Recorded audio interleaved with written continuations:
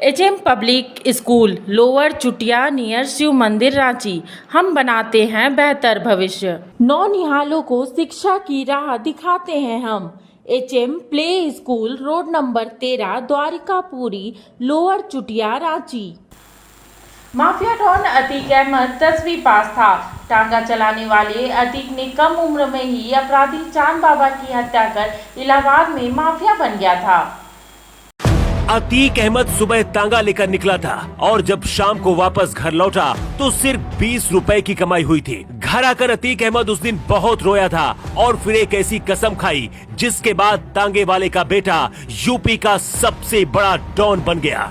जिस अतीक अहमद से पुलिस और मीडिया भी आंखें नहीं मिला पाती थी, आखिर वो डॉन कैसे बना, सबसे पहले इसकी कहानी आपको बताते हैं। इलाहाबाद के चकिया मोहल्ले में फिरोज अहमद नाम का एक शख्स रहता था। वो तांगा चलाकर अपने परिवार का खर्चा चलाता था। इसी फिरोज का बेटा पढ़ने में कम और बदमाशी पर ज्यादा फोकस करता था। ये लड़का कोई और नहीं बल्कि अतीक अहमद था। अतीक अहमद 10वीं कक्षा में फेल हो गया। कहते उस दिन गुस्से में अतीक अहमद के पिता ने कहा था, जाओ और तांगा चलाओ जाकर। अतीक अहमद उस दिन तांगा लेकर गया तो, लेकिन जब वापस लौटा तो बहुत दुखी था। उसी दिन बाहुबली बनने का सपना पहली बार अतीक अहमद ने देखा था। सिर्फ 17 साल की उम्र में अतीक अहमद प्रयागराज में फेमस होने लगा था। लेकिन अतीक अहमद ने इसके बाद कुछ ऐसा किया जिसके बाद एक ही दिन में डॉन बन गया।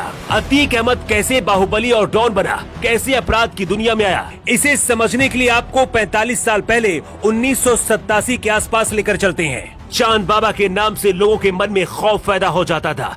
क्या नेता क्या कारोबारी, सभी चांद बाबा के नाम से खौफ खाते थे।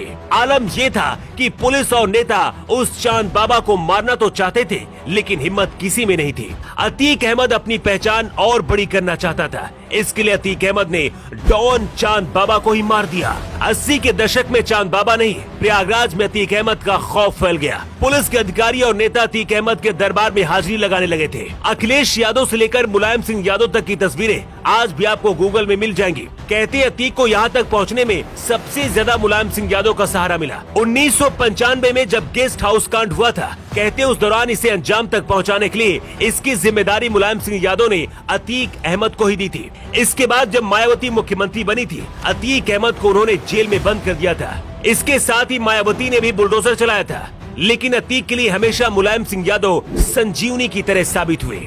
अपना खौफ फैलाने के लिए अतीक अहमद लगातार मर्डर और हत्याएं करता और कराता रहा। साल बदलते गए और बड़े बड़े नाम उसकी क्राइम लिस्ट में जुड़ते गए। साल 2002 में नस्सन की हत्या, साल 2004 में देश के जाने माने बीजेपी नेता और मंत्री रह चुके मुरली मनोहर जोशी के सबसे करीबी नेता अशरफ की हत्या भी अतीक अहमद ने करवाई। इसके बाद 2005 में विधायक राजूपाल की हत्या कराकर अतीक अहमद यूपी की सियासत से लेकर जराइम की दुनिया का सबसे बड़ा डॉन बन गया। अतीक अहमद एक तांगे वाले के घर में पैदा हुआ था। घोड़ा और तांगे की कमाई से घर का खर्च चलता था। लेकिन 16 साल की उम्र में ही अतीक अहमद ने यह तय कर लिया था कि उसे क्या करना है। अतीक अहमद जैसे ही करीब 20 साल का हुआ, तांगे वाले का परिवार माफिया का परिवार बनने लगा। अतीक अहमद ने अपने साथ अपने भाई अशरफ को भी अपराध की दुनिया में लेकर आ गया। सिर्फ इतना ही नहीं, अतीक अहमद की पत्नी शाइस्ता और उसके बेटों ने भी अपराध को ही अपना धंधा बना लिया। अतीक के 5 बेटे हैं, जिनमें से 2 जेल में बंद हैं,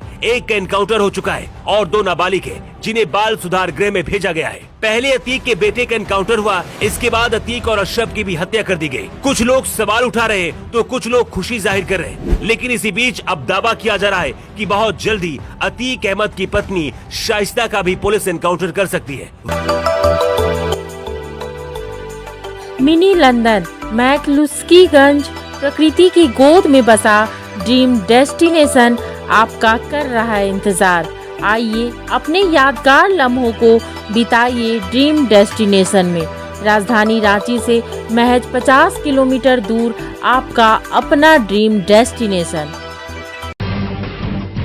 जब टूटती है आस, जब थकती है सांस, जब रूठते हैं अपने, मुंह मोड़ता है जमाना, जब अंगड़ाई लेता है संकल्प, फिर बनती है कहानी, बनते हैं अनमिट निशान। देखिए मेरे साथ संघर्ष की दास्तां।